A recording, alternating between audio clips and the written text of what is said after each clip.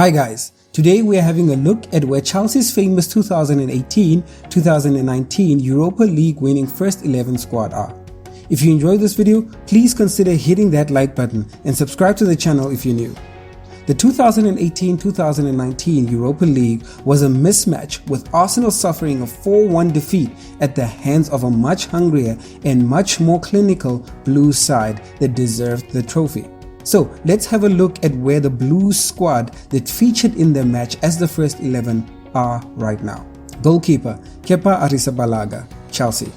Kepa had a pretty nervy game against the Gunners, making some mistakes and getting away with a blunder by almost giving away a silly penalty in the game. Lucky for him, Chelsea's attack was on fire during the second half. The then young Spanish goalkeeper signed for a record-breaking £72 million, making him the most expensive goalkeeper of all time. The then 23-year-old was brought in to take over the goalkeeping reins at the Blues, with Thibaut Courtois forcing a move to Spanish giants Real Madrid. Currently, Kepa is not living up to his hefty price tag, as he has fallen down the pecking order, with Senegalese goalkeeper Eduardo Mendy coming in as first-choice goalkeeper. But just recently, before the start of the FIFA World Cup, Kepa has been a constant feature in Chelsea's first 11, looking to regain his spot. He has conceded 5 goals in 6 Premier League games, keeping 3 clean sheets in the process, a decent return for a player that was once an outcast and prone to make a mistake or two. Left back, Emerson, West Ham. Emerson had a pretty average game, keeping the likes of Alexander Lacazette and Ainsley Maitland-Niles at bay. The Italian provided a sublime cross from the edge of the box to allow Oliver Giroud to score the first goal of the game against his old club. Emerson arrived from Roma for a fee of £17.6 million plus £7 million with add-ons. The Italian was brought on as cover for Marcos Alonso, but never lived up to his full potential at the Blues. He has recently joined West London outfit West Ham for an undisclosed fee. The Italian put pen to paper on the 23rd of August 2022.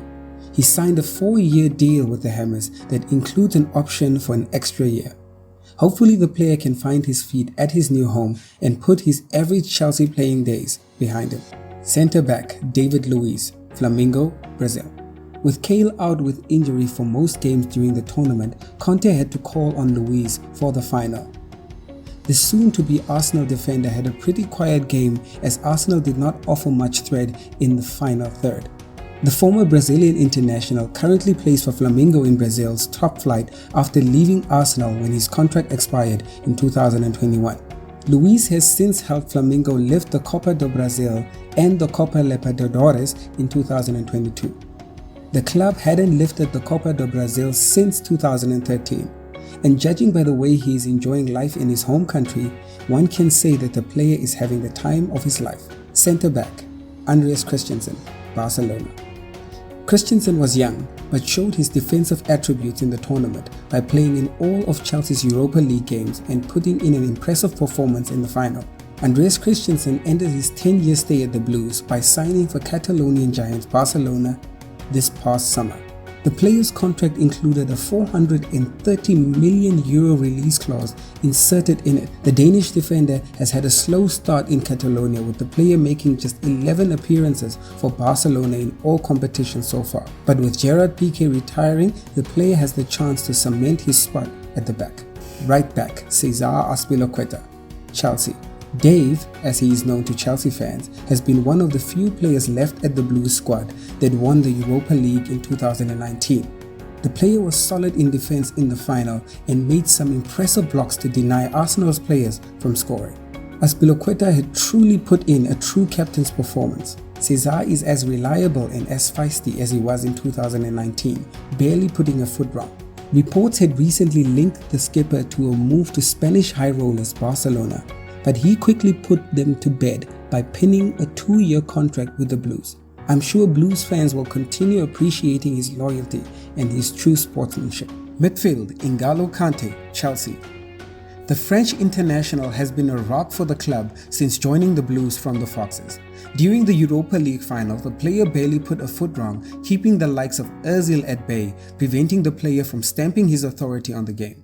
Kante is currently still a Chelsea player, but has been plagued with injury in recent months, having been out with injury for a total of 147 days, according to Transfermarkt.com. There is no doubt that Kante is still a gem of a player and that he still has the masterclass of closing down players and dictating the midfield defensively. Recent reports suggested that Barcelona are close to agreeing a deal to sign Chelsea's midfielder N'Golo Kante on a free transfer. Hopefully the Blues can pin down the player for at least one extra year until they find a solid midfielder to replace him. Midfield, Jorginho, Chelsea.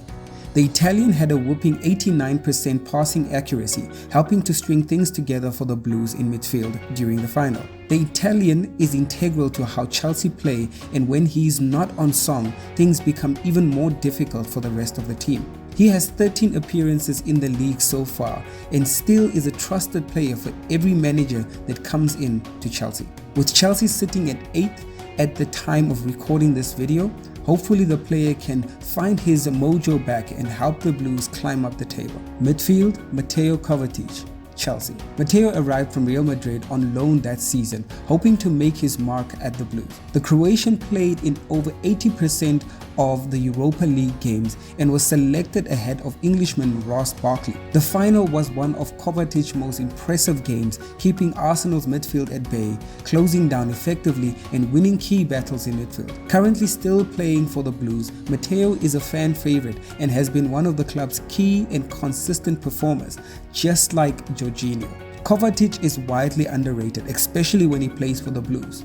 But let's not forget the screamer that he scored against Liverpool this season. Left forward, Pedro, Lazio. At 35, Pedro is still showing how valuable of a player he is, currently playing for Italian outfit Lazio. During the Europa League final for the Blues, he had a quiet first half but came to life in the second half by scoring a critical second goal as he pounced on a cross from Eden Hazard. With 2 goals and 3 assists, Pedro is helping Lazio maintain 4th spot as the club sit 4th at the time of recording this video. Left forward, Eden Hazard, Real Madrid. Speculations of Hazard leaving the Blues had started to surface as Chelsea headed into this final, but none of them seemed to faze him.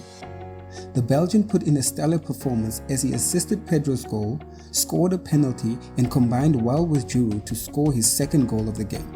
This was one of Hazard's best performances for the Blues, and it was a perfect way to bow out.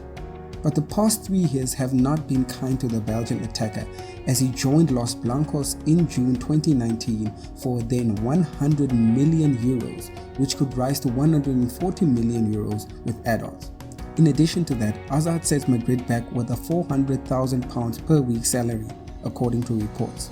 It is fair to say that Hazard has not lived up to any of the hype surrounding his arrival. Centre forward, Giroud, AC Milan. Giroud was adamant to show the Gunners what they had missed after the Gunners had allowed him to leave for free. The player led the front lines really well and held on to the ball, bringing in fellow attackers into the game. He provided a sublime assist for Hazard to score and made life really hard for Arsenal's backline. The Frenchman ended the tournament as the top goal scorer, scoring 11 goals. He's currently playing for AC Milan. The player has helped Milan wake up from its slumber and even helped the team win the Italian Serie A for the first time in 11 years, ending the club's long wait for the league title.